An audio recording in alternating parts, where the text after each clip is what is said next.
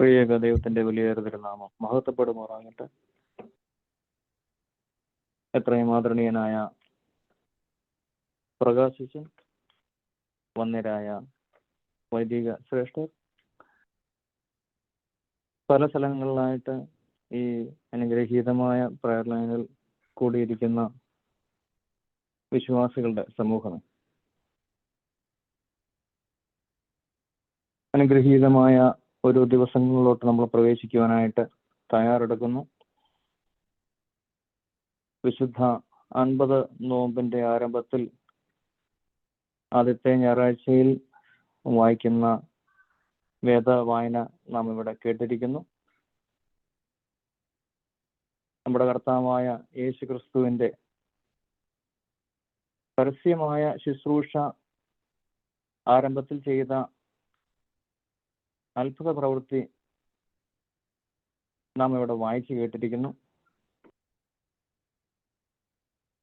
ഈ നോമ്പിന്റെ ആരംഭം,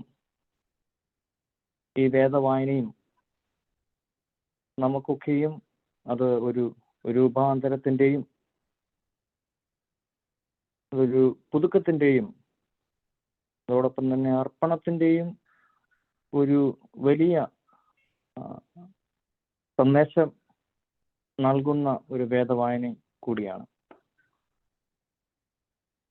നമ്മുടെ ഈ കാലഘട്ടത്തിൽ വളരെ പെട്ടെന്നാണ് നമ്മുടെ അറ്റൻഷൻ നഷ്ടപ്പെട്ടു പോകുന്നത്. അത്രയ്ക്ക് എളുപ്പമല്ല വളരെ ശ്രദ്ധയോടുകൂടി ഇരിക്കുക എന്നുള്ളത്. We are easily distracted with a lot of things. We can hear and we can read scripture, and 5 minutes later we can forget what we have heard. And we make promises all the time that we don't keep. And we always have to keep our strength, the power. We have to keep the power of the cross to help us to remember at least some things that we hear or we read that will carry us through our life. And imagine how many words that we have spoken throughout our lifetime that has nothing to do with the gospel or very little to do with the gospel. We have probably made lots of harsh criticism, maybe lots of untruths have been said from our tongues. Lots of rumors probably have spread through our mouth. And the gospel is not just for personal or private possession. It is to be shared. We hear and read the gospel to our need. നമ്മുടെ ആവശ്യത്തിനനുസരിച്ച് വിശുദ്ധ വേദവാക്യങ്ങൾ നമ്മൾ ഉപയോഗിക്കുകയും പ്രയോഗിക്കുകയും ചെയ്യാറൊക്കെയുണ്ട്. നമ്മുടെ ഹൃദയങ്ങളെ തുറക്കേണ്ടതായിട്ടിരിക്കുന്നു. വിശുദ്ധ ഗ്രന്ഥം നമ്മൾ വായിക്കുമ്പോഴും കേൾക്കുമ്പോഴും പ്രത്യേകമായിട്ട് ഒരുങ്ങുകയും അതിനായിട്ട് നമ്മുടെ മനസ്സുകളെയും സമർപ്പിക്കുവാനായിട്ട് നമുക്ക് ശ്രമിക്കാം. ഈ വലിയ നോമ്പിൽ പ്രവേശിക്കുന്നവരായി നമുക്ക് പ്രാർത്ഥനയോടെ നമുക്ക് ഈ വലിയൊരു യാത്രയ്ക്കായിട്ട് ആരംഭിക്കാം. നമ്മുടെ നാവുകളെ ദൈവത്തിന് സന്നിധിയിൽ സമർപ്പിച്ചുകൊണ്ട്, അതോടൊപ്പം തന്നെ നമ്മുടെ ചിന്തകളെയും ദൈവത്തിന് സന്നിധിയിൽ സമർപ്പിച്ചുകൊണ്ട്, ഇന്ന് ഇവിടെ നമ്മൾ വായിച്ചു കേട്ടിരിക്കുന്ന വേദവായന ഇത് ഒരു രക്ഷയുടെ ആരംഭമായിട്ട് എടുത്തുകൊണ്ട് ഈ വലിയ കല്യാണ വിരുന്നിൽ നമുക്കും പങ്കുചേരാം.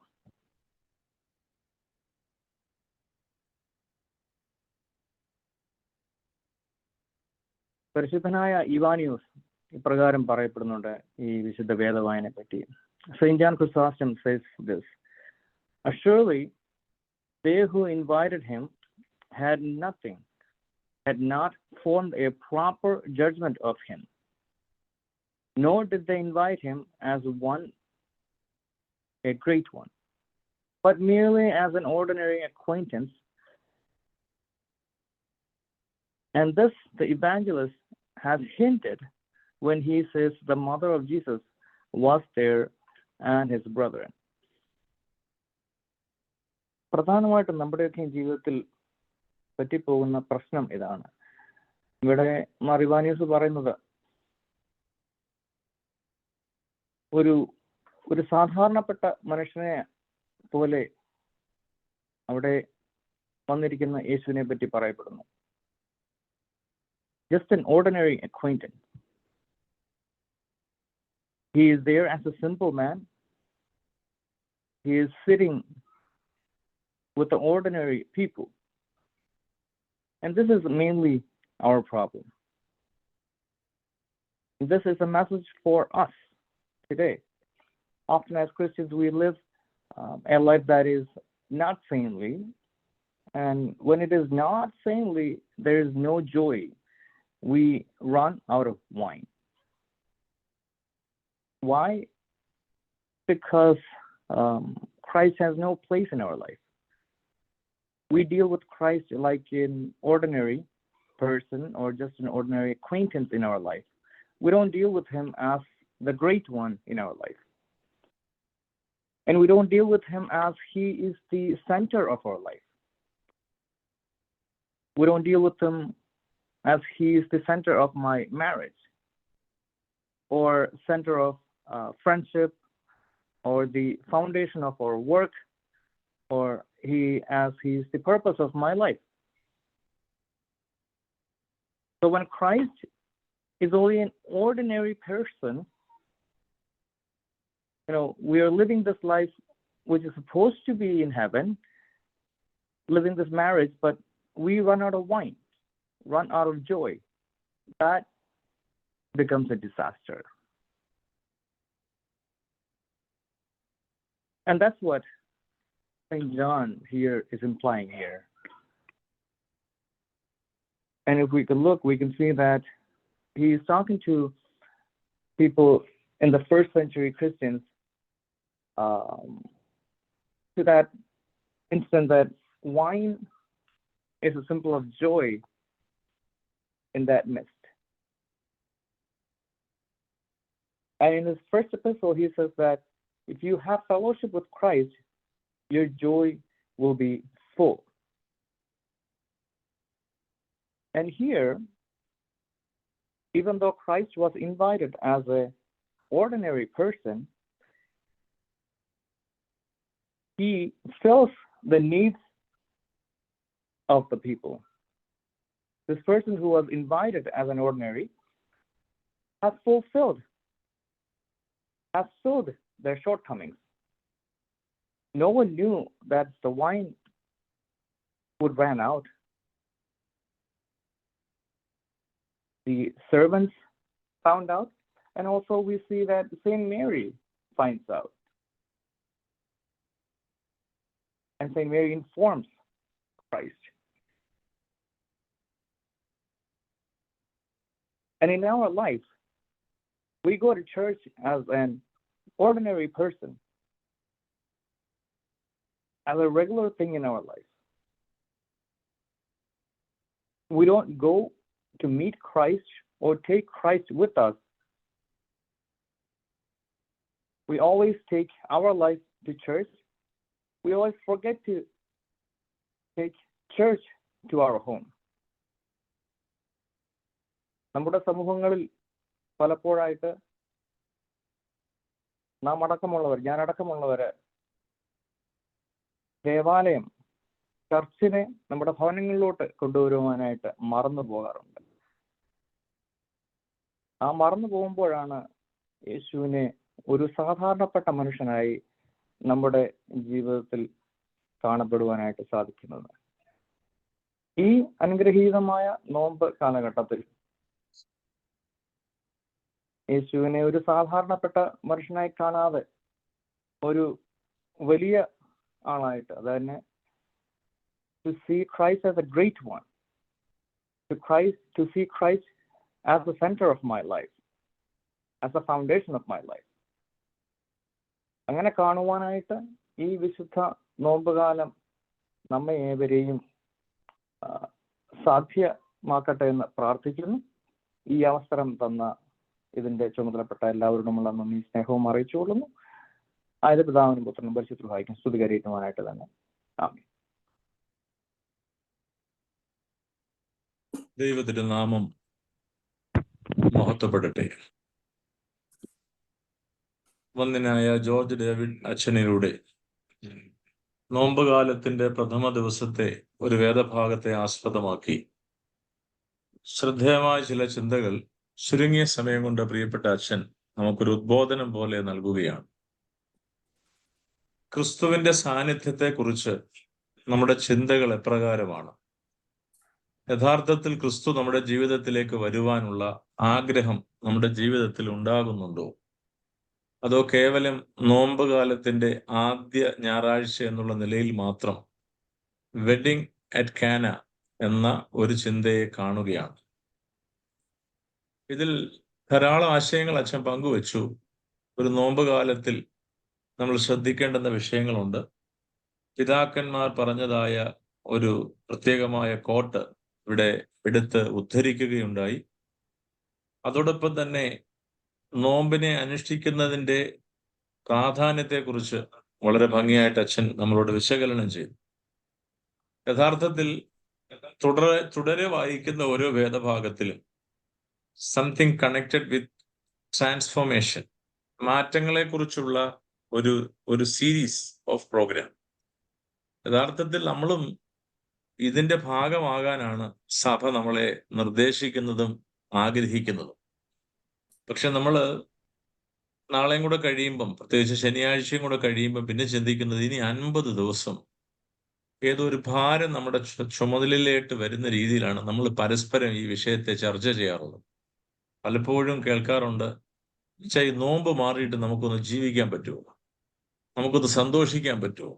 പക്ഷേ ക്രിസ്തുവിന്റെ ജീവിതമാണ് നമ്മുടെ ഉദ്ദേശമെങ്കിൽ സന്തോഷത്തോടൊപ്പം സങ്കടത്തിന്റെയും പങ്കുകാരാകേണ്ടുന്നവരാണ് യഥാർത്ഥത്തിൽ ക്രൈസ്തവൻ. ഇത് ബോധ്യപ്പെടാൻ അതിന്റെ ആദ്യ ആഴ്ച നമ്മളെ സഭ പഠിപ്പിക്കാൻ ആഗ്രഹിച്ചത് something connected with the emphasis of both personal and communal nature of the new covenant relationship. ക്രിസ്തുവിനോടുള്ള ഒരു വ്യക്തിബന്ധം അല്ലെങ്കിൽ ഒരു ആത്മബന്ധം നിശ്ചയമായും ഉണ്ടെങ്കിൽ ക്ഷണിക്കപ്പെട്ട അതിഥിയായി ആരാധനാലയത്തിൽ സ്വീകരിക്കുന്ന ക്രിസ്തുവിന്റെ സാന്നിധ്യവുമായി നമ്മൾ ഭവനത്തിലേക്ക് എത്തും. 2, something connected with the communal nature, something connected with the community. ഒരു സമൂഹത്തിന്റെ മധ്യത്തിലും ക്രിസ്തുവിനെ ഉയർത്തിക്കാട്ടാനുള്ള ഒരു ആഗ്രഹം ആ കുടുംബത്തിനുണ്ട്. നമ്മൾ പലപ്പോഴും മംഗളകർമ്മങ്ങളിലൊക്കെ പങ്കെടുക്കുമ്പോൾ നിർഭാഗ്യവശാൽ ക്രിസ്തുവിന്റെ സാന്നിധ്യത്തെക്കുറിച്ച് മറന്നുപോയ സന്ദർഭങ്ങളായിട്ട് പലപ്പോഴും അത് തോന്നാറുണ്ട്. ഇന്ന് ഞാൻ ഇപ്പൊ നാട്ടിൽ നിന്നാണ് സംസാരിക്കുന്നത്. ഒരു വിവാഹ കൂദാശയ്ക്ക് പോകാനിടയായി. അപ്പോൾ വികാരിയെ വന്ന് ക്ഷണിക്കുന്നത് കണ്ടു. അച്ഛ പള്ളിയിലേക്ക് വരണം. അപ്പം അച്ഛന്മാരെല്ലാം കൂടെ ഒന്നടങ്കം പെട്ടെന്ന് പറഞ്ഞൊരു വാക്ക് എൻ്റെ ചെവിയിൽ പെട്ടെന്ന് അതൊരു വലിയ പ്രയാസമായിട്ട് തോന്നി. ഞങ്ങൾ ആരും അങ്ങോട്ട് വരുന്നില്ല, കാരണം അവിടെ ഞങ്ങൾക്ക് പ്രത്യേകിച്ച് ഒന്നും ചെയ്യാനില്ല. അവിടെ നിങ്ങളെല്ലാം നേരത്തെ ഏർപ്പെടുത്തിയിട്ടുണ്ടല്ലോ. ഒരച്ഛന്റെ നിർദ്ദേശം, തുടർന്ന് മറ്റൊരച്ഛൻ ആക്രോശം നടത്തി, വികാരിയും അത് തന്നെ പറഞ്ഞു. ചുരുക്കത്തിൽ ഒരച്ഛൻ മാത്രം പോയി. പക്ഷെ അവർ പറഞ്ഞ് 20 അച്ഛന്മാർക്കുള്ള സീറ്റ് ക്രമീകരണങ്ങൾ ഞങ്ങളോട് ചെയ്തിട്ടുണ്ട്. അപ്പൊ അത് ഭക്ഷണം കഴിക്കാൻ മാത്രമാണ്. പണ്ടൊക്കെ വിളക്ക് കത്തിക്കുന്നതും അവിടുത്തെ നിർദ്ദേശങ്ങളും ഉപദേശങ്ങളും ഒക്കെ പങ്കുവെക്കുന്നതിനകത്തൊക്കെ ഒരു ദൈവ സാന്നിധ്യ ബോധം കൊടുക്കുകയും സമൂഹത്തിൽ തന്നെ നമ്മൾ അത് ഒരു വൈദികൻ അല്ലെങ്കിൽ ദൈവത്തിന് വേണ്ടി ചെയ്യുന്ന ഒരു കർമ്മത്തിന്റെ ഭാഗമായിട്ട് പലപ്പോഴും സമൂഹത്തിന്റെ മുമ്പിൽ നമ്മളത് ഉയർത്തിപ്പിടിക്കാറുണ്ട്. ഇന്ന് നമുക്ക് സെലിബ്രേഷൻ മാത്രം മതി എന്നുള്ള ചിന്തയിലേക്ക് മാറിയപ്പോൾ ഈ ഇവന്റ് മാനേജ്മെന്റിന്റെ കാര്യം മാത്രമല്ല, വ്യക്തിപരമായി നമ്മൾ ക്രിസ്തുവിനെ സ്വീകരിക്കാൻ ദേവാലയത്തിൽ എത്തുന്നു, നമ്മുടെ പ്രാർത്ഥനയിലൂടെ അതൊക്കെ നമ്മൾ സമ്മേളിപ്പിക്കുന്നു. പക്ഷേ ഭവനത്തിലേക്ക് എത്തുമ്പോഴും ഭവനവുമായി ബന്ധപ്പെട്ടിട്ടുള്ള പൊതു ചടങ്ങുകൾക്കൊക്കെ നമ്മൾ ക്രിസ്തുവിനെ അറിഞ്ഞോ അറിയാതെയോ മാറ്റി നിർത്തുന്നവരായി നമ്മുടെ കാലഘട്ടം മാറ്റിയെടുത്തിരിക്കുകയാണ്. ഈ അവബോധത്തിൽ നിന്ന് ഒരു തിരിച്ചറിവിലേക്ക് നമ്മളെ കൊണ്ടുവരിക എന്നുള്ള ഉദ്ദേശത്തോടെയാണ് ഷിൻഡോ അച്ഛൻ ഇന്ന് നമ്മളോട് സംസാരിച്ചത്. എന്ന് പറഞ്ഞാൽ ഇവന്റ് മാനേജ്മെന്റ് എല്ലാം നിർത്തണമെന്ന് അർത്ഥത്തിലല്ല. വ്യക്തിപരമായ ബന്ധത്തിലും സാമൂഹിക ബന്ധത്തിലും ക്രിസ്തുവിനെ ശക്തമായി ആഗ്രഹിക്കണം. ക്രിസ്തുവിന്റെ നാമം ഉയർത്തിപ്പിടിക്കണം. നമ്മുടെ പെരുമാറ്റത്തിലും പ്രവൃത്തിയിലുമൊക്കെ ക്രിസ്തുവിന്റെ ഒരു സുഗന്ധം മറ്റുള്ളവർക്ക് പകർന്നു കൊടുക്കാനുള്ള ഒരു ആവേശവും നഷ്ടപ്പെടുത്തി കളയരുത്. ഈ ചിന്തകളാണ് പ്രിയപ്പെട്ട അച്ഛൻ പങ്കുവെച്ചത്. തികച്ചും ഈ നോമ്പുകാലത്തിന്റെ തുടക്കത്തിൽ നമ്മൾ ഇതൊരു പ്രതിജ്ഞയായിട്ട് എടുക്കണം. ഞാൻ എൻ്റെ കൊച്ചു ജീവിതത്തിൽ, എൻ്റെ വ്യക്തിപരമായ ബന്ധത്തിൽ, എൻ്റെ കുടുംബ ബന്ധങ്ങളിൽ, എൻ്റെ സാമൂഹിക ബന്ധങ്ങളിലൊക്കെ ക്രിസ്തുവിനെ യഥാർത്ഥമായി ഞാൻ പുകഴ്ത്താൻ അല്ലെങ്കിൽ ഉയർത്തിപ്പിടിക്കുവാൻ ശ്രദ്ധിച്ചിട്ടില്ല എങ്കിൽ ആ കുറവുകളെ ഏറ്റുപറഞ്ഞ് അതിൻ്റെ നന്മയിലേക്ക്, അതിൻ്റെ നന്മയുടെ സുഗന്ധത്തിലേക്ക് മാറ്റപ്പെടുന്നതായി തീരട്ടെ എന്ന് പ്രത്യേകമായി പ്രാർത്ഥിക്കുന്നു. അച്ഛൻ്റെ ശ്രദ്ധേയമായ വാക്കുകൾക്ക് ഞങ്ങളൊക്കെ കടപ്പെട്ടവരാണ്. ഇന്നത്തെ പ്രഭാതം ധന്യമാക്കുവാൻ തക്കവണ്ണം ശക്തമായ ഒരു ആശയം നോമ്പ് കാലത്തിന്റെ പ്രാരംഭത്തിൽ ഞങ്ങൾക്ക് നൽകിയതിൽ അച്ഛനോടുള്ള നിസ്സീമമായ സ്നേഹവും സന്തോഷവും അറിയിക്കുന്നു. കേട്ടവർക്കും ഞങ്ങൾക്ക് എല്ലാവർക്കും അത് പ്രയോജനപ്പെടട്ടെ എന്ന് പ്രത്യേകമായി പ്രാർത്ഥിച്ചുകൊണ്ട് ബലഹീനനായ ഞാൻ എൻ്റെ വാക്ക് പൂർണ്ണമാക്കും.